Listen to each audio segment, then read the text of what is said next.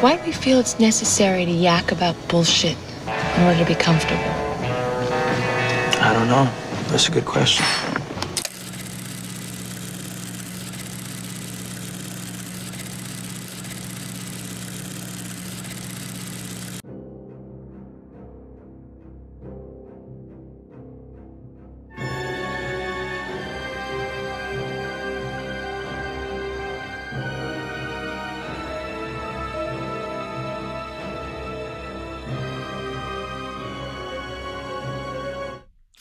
Welcome back to the channel, everyone. Oh, we're starting a little early, a few minutes early, so I hope it's all right with everybody.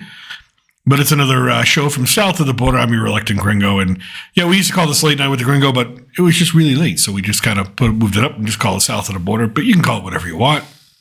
So we got lots of pop culture news today. I just got back. Nice rainy day here in central Mexico, which when it rains a lot. So just came back from the theaters, and interesting enough, second day in a row seeing a movie. I love going to the movie theaters and love giving out reviews. Love just the experience of being in a movie theater. It's awesome for me. Always has been.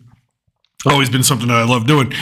So yesterday, we'll talk about The Accountant 2. We went and saw The Accountant 2, and I already posted a review online. So if you want to check out the review, we're going to talk about it again here. And today, because I wanted to see a double feature yesterday. I was out with my son. I figured, hey, you know what? I've never brought him, he was so young. Like I went and saw episode 1, midnight showing by myself. My wife was home with a 6-month-old baby. She said, sure, go ahead. Same thing happened. She had another baby. So Attack of the Clones, saw it by myself. And episode 3, and just kind of saw it after work one day because the plaza that I worked at, the Target I worked at, had this nice new movie theater. So I decided to go see that. So I never actually brought my kid to see a Star Wars, Rogue One. We saw Rogue One in theaters. So I guess, yes, we saw Star Wars, but I'm talking, one of the original 6, that Lucas did, and never saw it. But I said, okay, well, we'll go see The Accountant 2, and then we'll kind of get out of that theater, and we'll see what time it is, and hopefully just get the next showing for Revenge of the Sith, Star Wars. It's only here for a week, right? It's a 20th anniversary. And then let me bring this up, actually. So it's the 20th anniversary. I figured, okay, shouldn't be a big deal, right? It should be okay. Listen, this movie's going to make a lot of money. I wouldn't be surprised if this movie makes more money this weekend or in its first week than Snow White. So we get out of The Accountant 2, was kind of blown away by that film. And again, we'll talk about that in a minute.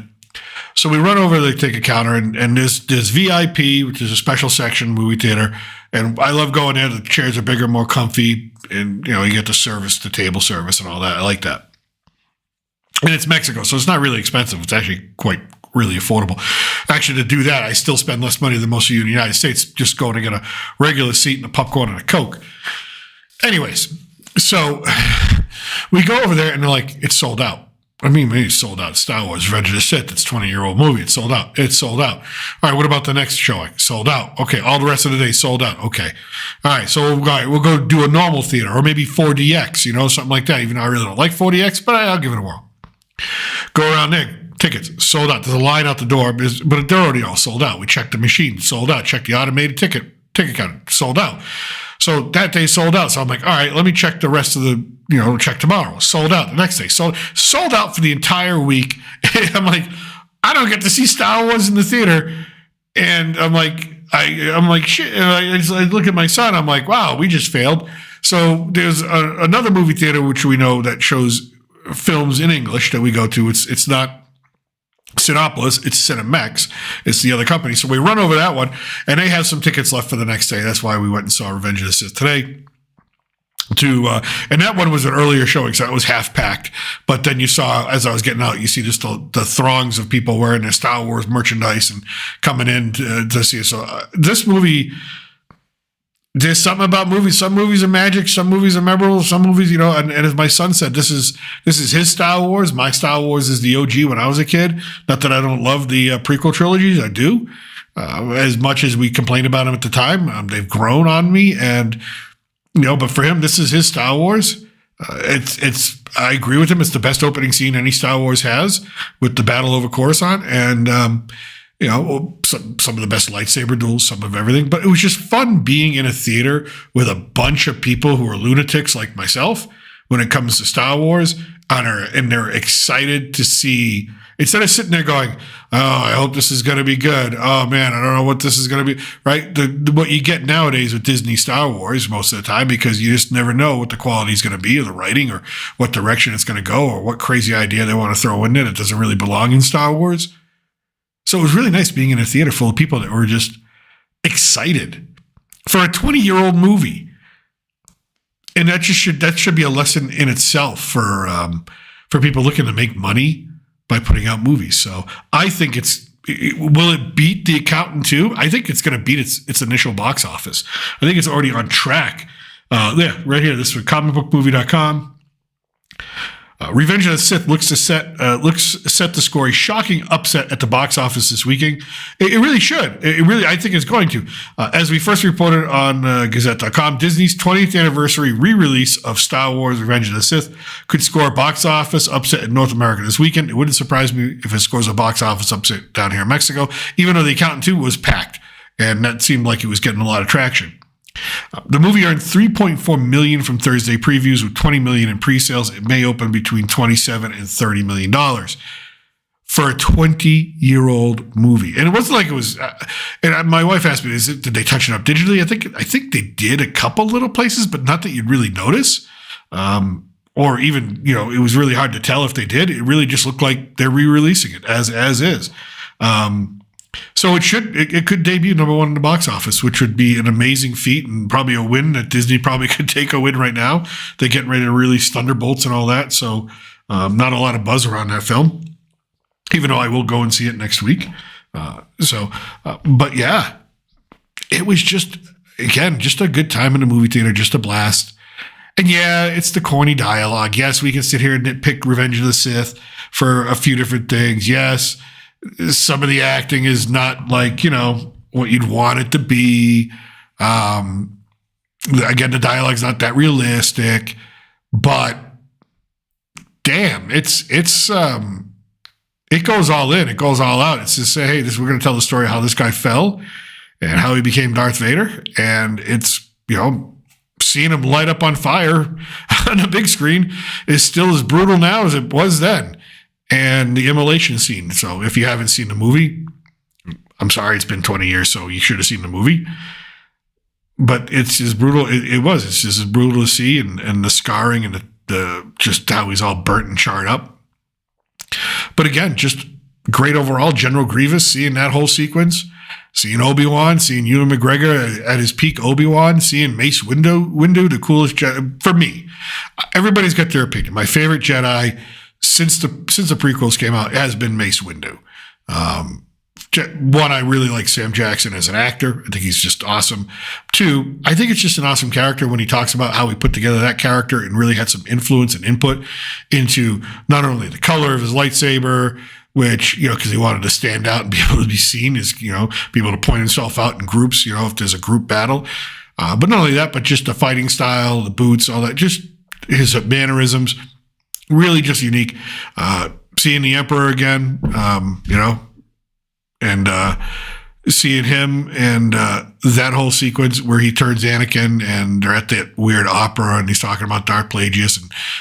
And again, it's just like it's like going back in time, and there's nothing wrong with that. And if you really are a Star Wars fan and you've never seen a Lucas Star Wars film on the big screen, check it out this weekend. And hopefully you can get a ticket, because if it's like this in Mexico, I'm sure it's probably like that in most of the way around in the United States. So, but there you go. Set to do that. Now there are no box office numbers yet because it's too early. But just looking at the box, look at Minecraft movies kind of slowed down a little bit, but damn, good for them. $731 million. Good for them. Again, when I reviewed it, I told you I never played Minecraft. I was lost during half the movie, but the other half I was really entertained. So good for them. It was an entertaining movie. It was like, hey, let's have some fun at the movie theater. You can't knock that. So And then, the other movie that we saw that we haven't really talked about too much is The Amateur. Looks like it's bumped up a little bit to 66 million. Again, it's a movie I think that should be in the top 10. I think a lot more eyeballs need to be on it. So thank you everybody for checking out the review. That's really popping off on the channel. I really appreciate that. Again, great movie. Couple flaws here and there, but other than that, really great time at the movie theater. And at the time during that review, I said that's the best movie we released this year. And I meant it because I really did enjoy that movie. I thought it was really well done, top to bottom, for everything. But we're not going to talk too much about The Amateur because what happened is yesterday I saw the movie that took its place, The Accountant 2, which here we got on Rotten Tomatoes. It's already got 92%, 77% tomato meter reading. For those of you who take Rotten Tomatoes at its word, I know there's a lot of controversy around that. Hey, it is what it is. But I will tell you, this is the best movie I've seen all year, and really walked out of that. And I talk a lot in the review that seeing that movie with a bunch of Mexican citizens down here, it's a real different experience than seeing it probably in North America. And I don't mean that as a knock to North America, people in the United States. I don't mean that as a knock to people in the United States or Canada or anything like that. It's just, it deals with the subject of human trafficking. It deals with the subject of children or women and what they go through and the hardships that they go through. And it does it in a fantastic way. It's a movie that doesn't really it just says, here's an issue that's wrapped up as part of the narrative. We're not going to make it like we're going to shove this down your throat, but this is the situation, make you aware of it. And it really just appreciates the audience's intelligence by just saying, here it is. We're not going to lecture you or say this or say that. We're just going to show you the realities of it. And they do a really good job showing some of the realities of it to the extent that they can, because they really showed the real realities. And they do push a line here and there. But if they showed the actual real realities, that just it would probably get an X rating. But I got to say, 8 years later, this sequel, fantastic. Fantastic. Again, my review is posted online. A couple little nitpicks there. Posted on the channel here. Ben Affleck. As I say in my review, I got to cheer for my fellow Bostonians. I got to do it. I got to cheer for them because we all stick together. We're all massholes, as we call ourselves, and people call ourselves. But he, like him or don't like him for whatever reason, the guy can act and he can write and he can direct and he's got the Oscars to back him up and he's got the box office to back it up. Now, the first Accountant, which came out in 2016, great movie. This one really expands on it, and it doesn't get lazy. It's really easy for sequels to be lazy and say, hey, this worked in the first film, and we'll just rinse and repeat and maybe throw in a couple bells and whistles. And this film does not do that. It really takes to heart the idea that it's 8 years later and that there's been some sort of growth in the character of Christian Wolf, which is what Ben Affleck plays. He's not autistic. He's a savant. I don't want to use the word... I guess you could use the word autistic. He falls on some sort of spectrum there, but he's brilliant in how he figures out puzzles. And of course, he's basically an assassin, special forces, whatever you want to call it, and is an accountant. Of course, he's a financial crime. He works in the financial crime world. But the script understands that it's been 8 years, and he's probably seen some sort of growth, and he's probably dipped his toe in the waters of the world more than he did in the first movie, and you get to see that. He's got a little bit of a sense of humor to him, and he's got a little bit more of a mischievous kind of knock to him in the beginning, especially. And that's just good writing. Let's just call it what it is. It's good writing. And as good as Ben Affleck is as Christian Wolf in this film, and as good as the script treats him, it's Jon Bernthal. It's our Punisher, right? He steals the movie. And he's kind of been doing that for a while. I think you look at Daredevil. You asked me to pick out the best scenes in the last Daredevil Born Again series. It was the 2 5-minute segments that Bernthal was in, right? And he's just got a way of he's just got it. He understands his role. He understands what the audience is looking for him. And this one, he steals the show by being Braxton, the younger brother, again reprising that role. And there are scenes in it that allow him to go beyond the violent, tough guy, kind of gruff exterior There's scenes where he talks to himself, where he's kind of berating himself, kind of in a funny way. Shows this sort of vulnerability in a lot of places. Shows a lot of vulnerability when he's talking with his brother, and that's really the thing that drives. We talked about human trafficking in that story, so that's the main plot. But the subplot, the context in which everything's wrapped in, is how these two brothers are trying to reconnect, especially Braxton trying to reach out to Christian and understand what is it about him. Why can't he get that connection? Why is it so hard? Why it's the only thing in the world that he really wants. It's the only person in the world he really wants to have a connection with. And that relationship, that exploration of that, is what drives the rest of the film through every other piece of the narrative. And it's done wonderfully. It's almost seamless. I say in the review, if you watch these two, you would think that they really were family. They were the way they were talking, the way they were discussing conflict, or just kind of just sharing memories or just perspectives. It's seamless between the two of them. And it just might be a case of these are two really good pros at doing their job at acting. And really everybody in the whole film did a really good job with their acting. Cynthia Adai Robinson, I hope I pronounced her middle name correctly. I apologize if I didn't. Who comes back and plays Mary Beth Medina, who is now the deputy director of the Financial Crimes Unit. She reprises her role. Great job. She's kind of stuck in the middle of these two whack jobs, and she's a deputy director of a federal agency, and she's trying to do the right thing, but also balance it with the law. And she's also trying to turn the other way when somebody says or does something that she probably shouldn't be really in favor of. It's not an easy role to play, but she plays it really well. She gets into one fight scene, one-on-one with the newcomer to Accountant 2, the new assassin, Anais, that's what I'm going to call her. Not spoil anything for you. And it's a great fight scene. As she's getting thrown through walls and thrown through doors, it's amazing. But she does a really good job with it, and she delivers a character. And she has this sense of, do I really belong? And it's a choice that I think Cynthia made with the character, is to play it with, do I really belong in this role? Did I earn this role? Did I earn this position in this government agency? And is this sort of questioning of her own character? Is she doing the right thing? Is she supposed to be the one doing this? Is she the right person? Did she earn it? And I think it's great. She has this self-doubt throughout that really dictates a lot of her decisions, what she does.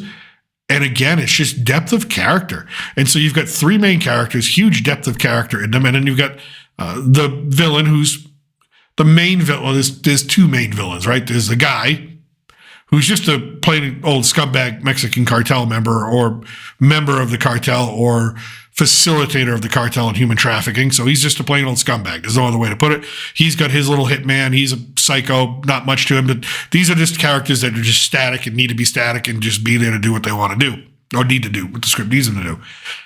Then you have Anais, the newcomer assassin, who is, introduced to in the first scene. And her storyline is, again, a thread that goes underneath everything and stitches everything together. By the time it gets to the end, the one nitpick I would say about this film is I would like to have seen a little bit more of the resolution of her character at the end. And it may be that you're saving it for a third film, and that could be the case. It could be that they cut it for time because it's a 2-hour film and they had to cut something. Okay. But there's definitely a lot more meat on that bone, or really a lot more to do with that character, to explore that character. It could even be its own setup, its own film, its own story, or whatnot, if someone decided to treat it that way. But great direction. The music, I didn't talk about this in the review, but the music choices really, really helped drive some of the action. And I didn't realize at the time, when I'm watching the movie, I'll be halfway through a scene in the song and it's kind of bumping. It's like, oh, whoever chose this knew what they were doing. Or, oh, whoever put this song here knew exactly what kind of tone and melody they were going for to complement what's going on screen perfectly. And so I can't wait to check out the actual soundtrack, because I think it's one of those where I remember from the first soundtrack, there's Sean Rowe, who does the closing song, Trying to Leave Something Behind. It's a great song, right? I remember that from the first Accountant, and I love that song. I play it all the time. It's just a great song, and it really introduced me to Sean Rowe. So if you want to check that out. But definitely the Music and Accountant 2, something I want to check out and see probably get up on Apple Music and see what the entire playlist is and see how that goes. But again, there's lighthearted moments, there's laugh out loud moments in this film. There is heavy drama. There is a couple of really good action scenes. J.K. Simmons does, and now this is not a spoiler because it's in the trailer, so I'm not going to spoil it. J.K. Simmons does reprise his role as Ray King. And J.K. Simmons, again, Oscar winner, great actor. It's, I look at him now, though, and I just see Commissioner Gordon from D.C., but that's cool, too. He, of course, his character dies, which is what the genesis is of Mary Beth Medina coming into that world, into that case, and then having to call the accountant, and then we're off to the races, and there we go. Now, it does deal with children and women. I mean, so I guess trigger warning, if some people are sensitive to that, and I can definitely say that people down here are sensitive to that, they treat it really well. They really show you how ugly it is. They don't shy away from some of it because it's necessary to show it. And regardless of what you think of build a wall, don't build a wall, border security, no border security, Trump bad, Orange man bad, Trump is a god, whatever, right? It doesn't tell you what to think. It just tells you this is the problem. This is what's going on. And, you can come to your own conclusions just to be aware. I think being just awareness. And it really shows what cinema and art can do with social and political issues in the right way. Again, respecting an audience and not telling them what to think or how to act. Now, I was down here with a bunch of, the theater was filled with everybody. I think I was probably the only American in the theater, along with my son, who's half Mexican, half American. I say American like it means something. He's half me, half my wife. So it was really interesting at times taking a second to watch the audience react when scenes of the human trafficking and those things were going on. Because it's a real thing down here. It's not in the United States, right? You think it is, but it's not, because no one's disappearing on your streets. And so it's really heavy to sit and watch that with people who have to live with this danger every day.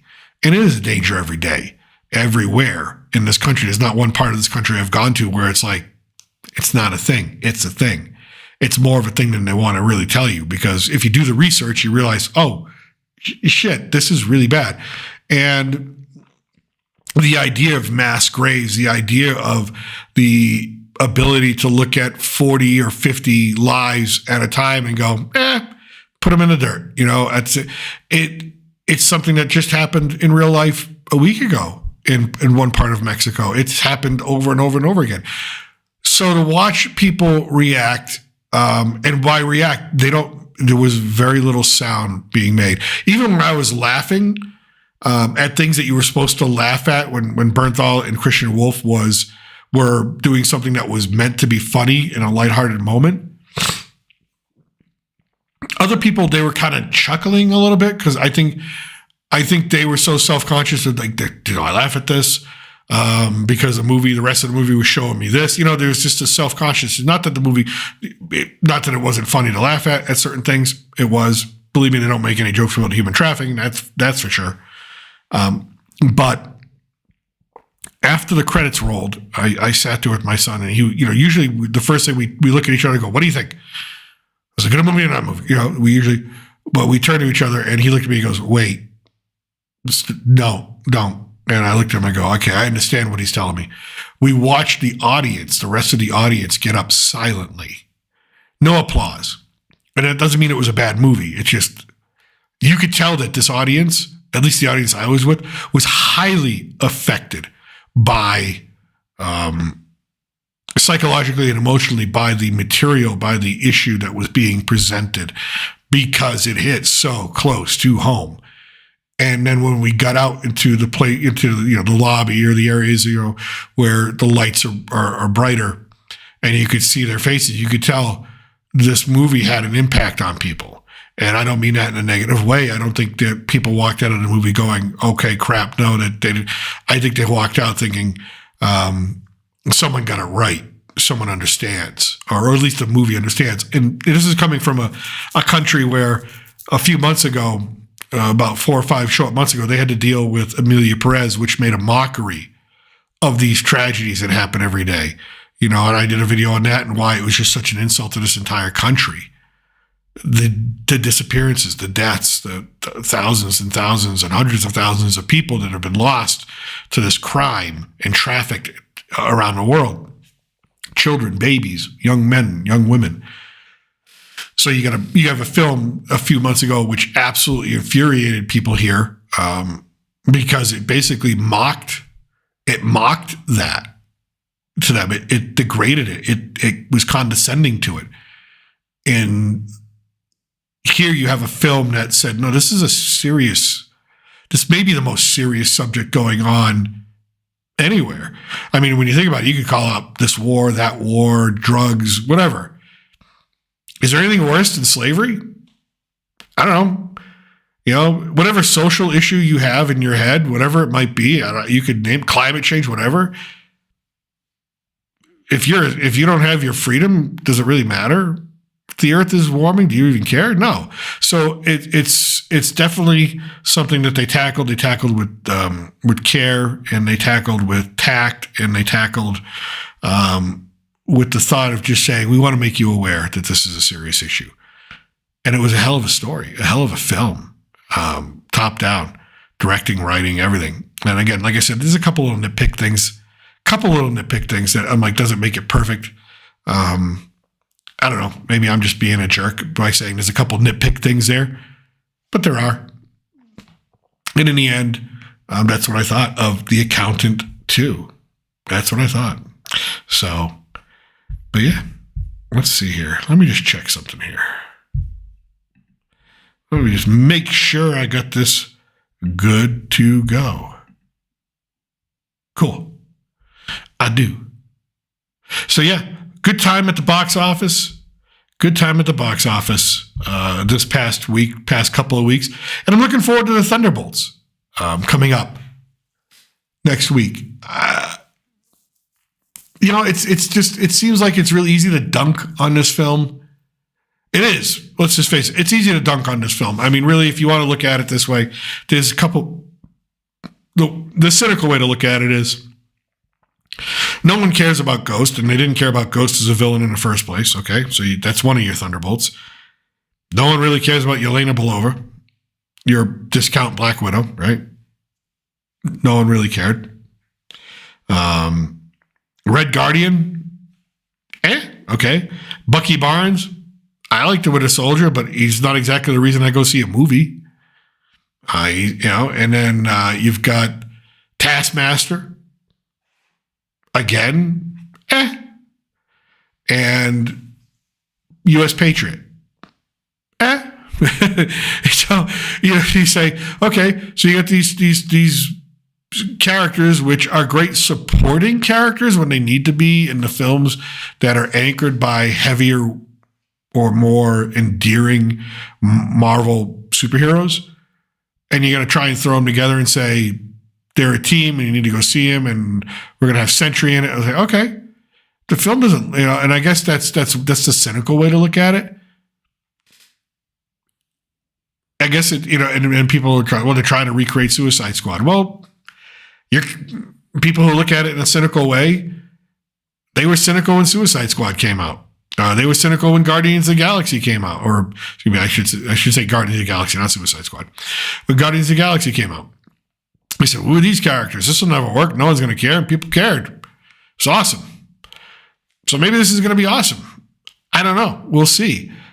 Maybe it'll be a train wreck. I don't know. We'll see. But we're going to see next week. It premieres May 1st.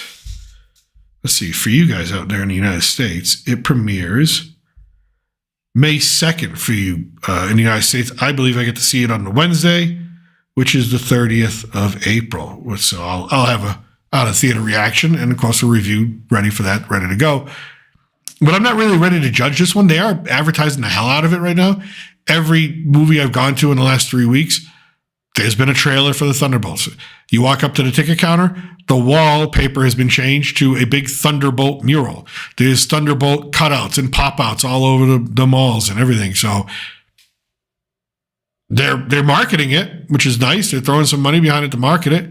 So we'll see if it hits, and if it doesn't, I guess Disney's or Marvel's gonna have to wait to see if the Fantastic Four hits. Which I have to say, I think the Fantastic Four is obviously going to hit. It's obviously going to hit.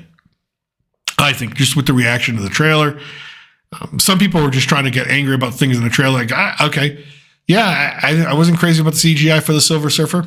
Okay, that's not a reason to hate the movie. Yeah, Vanessa Kirby seemed to carry the weight of the dialogue. She's somebody who I thought should have been nominated for an Oscar for some movies that she's done in the past. So what's the problem? Yeah, I'm not a crazy Pedro Pascal fan because he's just in everything and kind of like, okay, maybe a different flavor. Got nothing to do with him being brown.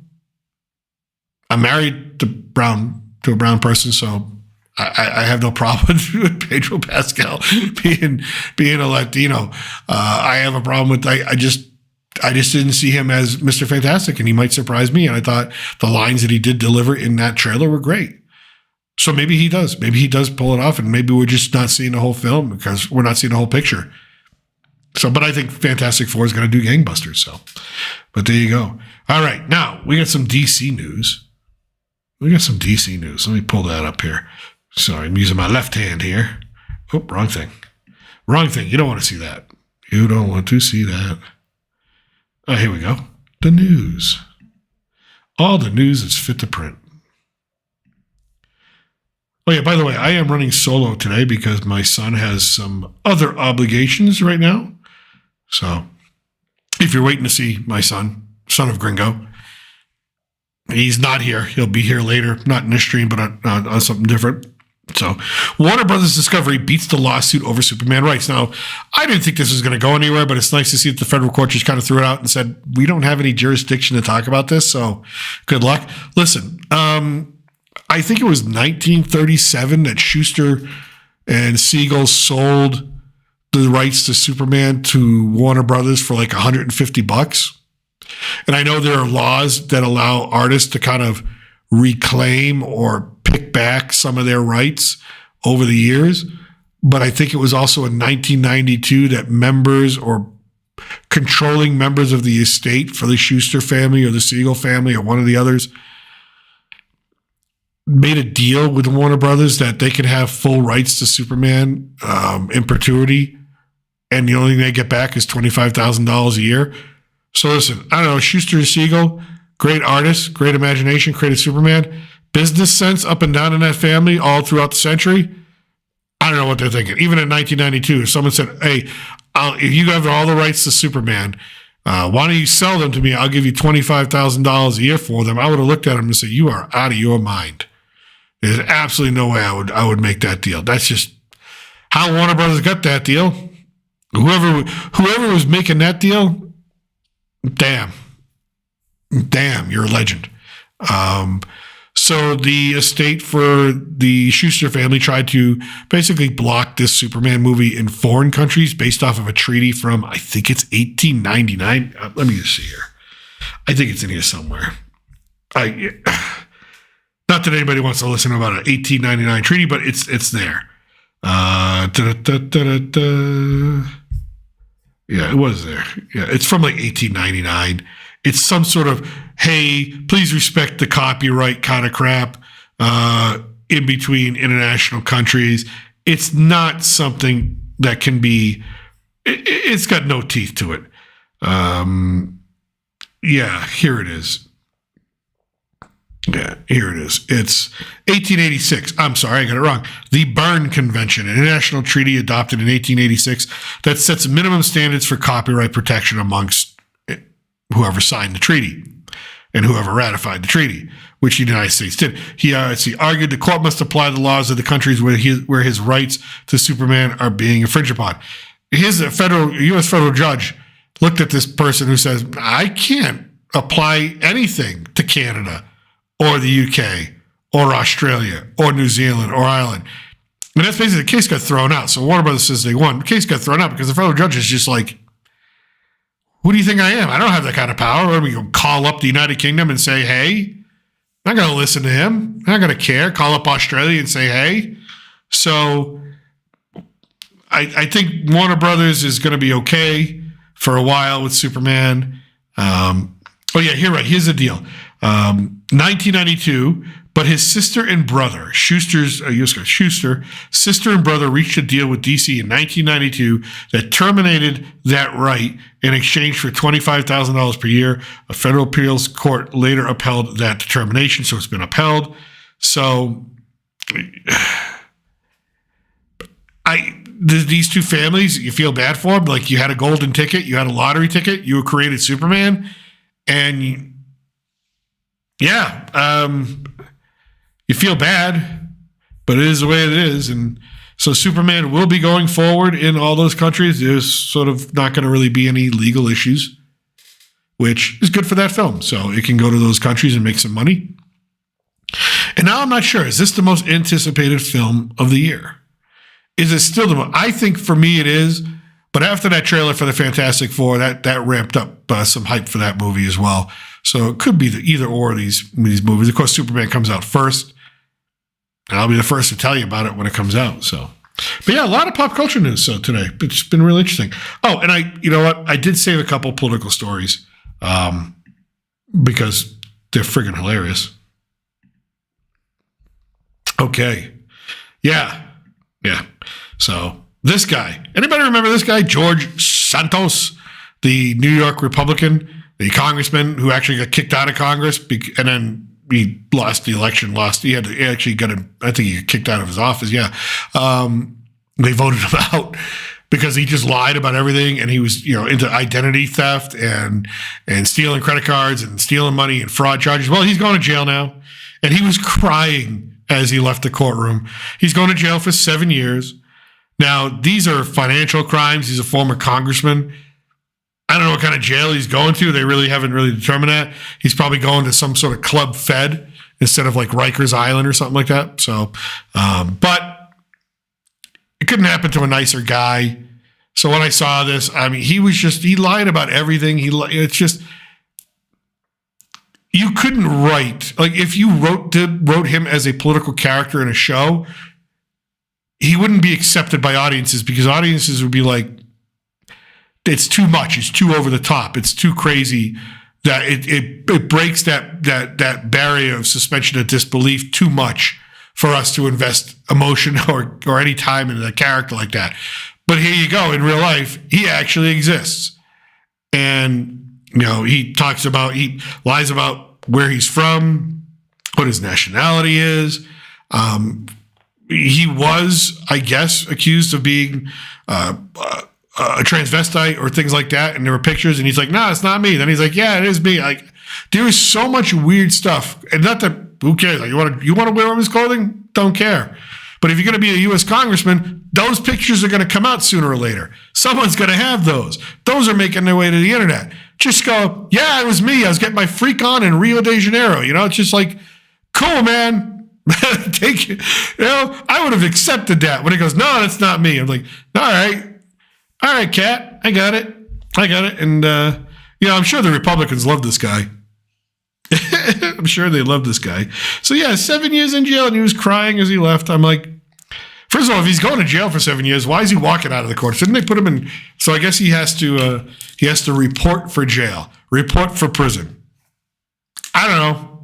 If someone said if I was in a courtroom and someone said to me, "We're going to send you to jail for 7 years," and then they said, "Yeah, so in 1 month, do me a favor, report to this prison," I'd be like the reverse illegal immigrant. I'd be tunneling my way out of the country. You would find me ever again. You'd be like, "No, you're going to give me a month head start? Peace. See ya." But again, I guess that's how these things work. I don't know. I would think that you just go to jail. Again, maybe because he's a former... Oh, he's going to seek a pardon from President Donald Trump? Oh, Trump ain't going to... Former New Jersey... Speculation is growing as to whether Santos will seek a pardon from President Donald Trump. Former New Jersey Senator Bob Menendez, a Democrat who voted twice to impeach Trump, appears to be publicly courting a pardon from the president following his own conviction on federal corruption charges. Santos told New York One that he has no such plans, but yeah.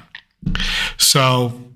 Menendez, he's another one. He's a New Jersey senator that, if you don't know, was just convicted of crimes. He's going to jail for a long time. He was actually doing serious stuff. He was actually he was receiving money in gold bars and cash and cars from the government of Egypt. And what he would do is he would give them the personal information of the people who worked at the U.S. Embassy in Egypt, which is dangerous because some of the people who work at embassies aren't State Department people.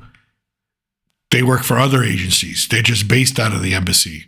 They could be working for an intelligence organization. They could be working for a different wing of the executive branch. They could be working for a different wing of the congressional branch. So that was a little bit more serious. Not that identity theft isn't serious and fraud isn't serious, but yeah, politics. I'm pretty sure if you investigated every politician, you're going to find something. I don't know. It just seems like to be the nature of the beast, but there you go. There you go. All right. And then lastly, on, I guess, funny, not funny, we're arresting judges now. And I guess this one's okay. Like, I got a little wary when I saw that we were arresting a judge. And I'm like, well, judges aren't above the law. But when I saw immigration, I'm like, oh, boy. When I saw Pam Bondi, I said, oh, boy. I said, is Trump making an enemies list, which is, I bet he has one. I wouldn't put it past him to have one. But apparently this judge is actually skirting the law and actually doing things to actually block law enforcement from doing their job, which is obstruction of justice. Now, this is a judge who should be well aware of what that law is. So it's kind of like, I don't think you can claim like there was a gray area. I don't think there's a gray area. So Milwaukee County Circuit Judge Hannah Dugan was charged today with 2 felonies on allegations of trying to help an undocumented immigrant avoid arrest after he appeared in her courtroom.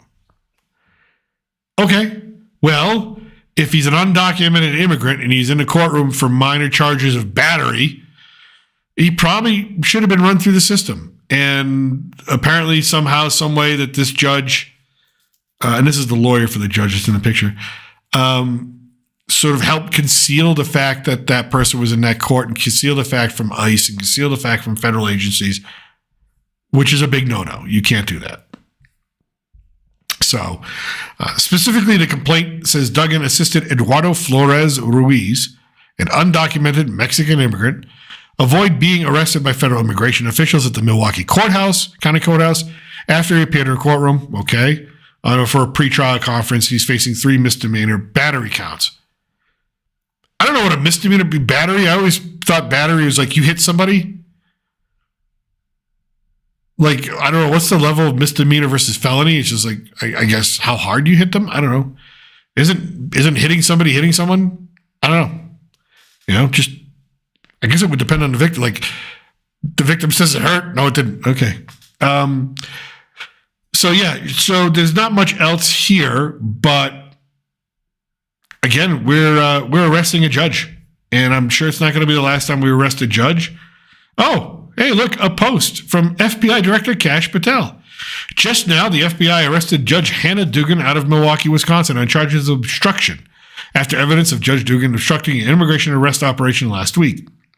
We believe Judge Dugan intentionally misdirected federal agents away from the subject to be arrested in her courthouse. Eduardo Flores Ruiz, allowing the subject, an illegal alien, to evade arrest. Oh, so she basically flat out lied and said, he's over here. And he's really over here. All right, you really can't do that. That's kind of silly. Just, you're a federal judge. You're a county judge. You know better. So, yeah, interesting. Definitely interesting. Even though it rained here, it's still extremely dry because I'm up in the mountains closer to the equator. Man, everything's dry. There's no humidity. Even when it rains, it feels like a dry rain. I don't know. It's hard to really kind of tell you what that is. So it's kind of hard to explain what a dry rain really is. But there you go.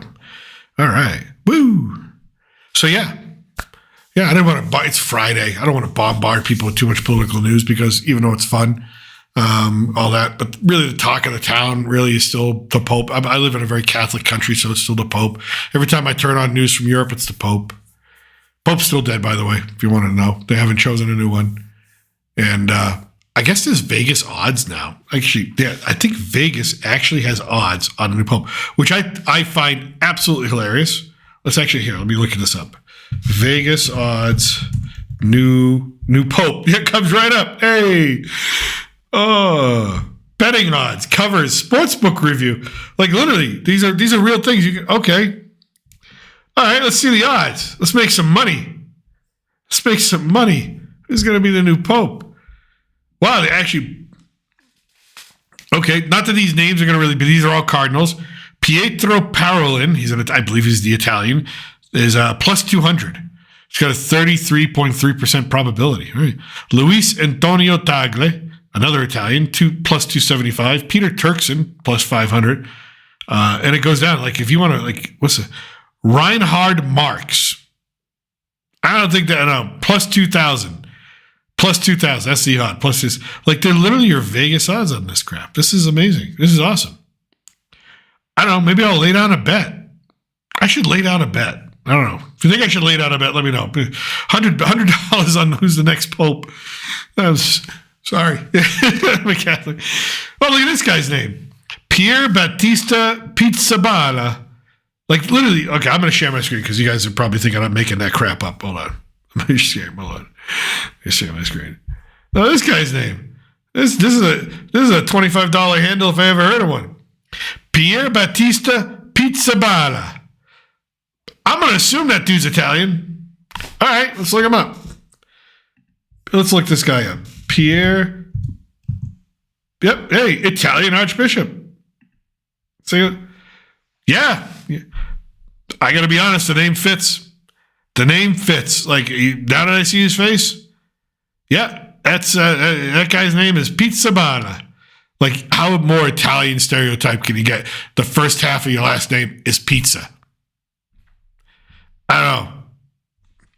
It's as if, like, my last name was falafel. Seriously. It'd just be like, or my wife's last name before getting married was like taco. It's just somebody had a sense of humor when coming up with that one. All right, let's see here. But Marx, he's got to be the German dude. The really conservative, the ultra conservative German dude. Let's see, I spelled that wrong. Yep, he's the German dude. Wow, how you doing? Yeah, he's a German dude.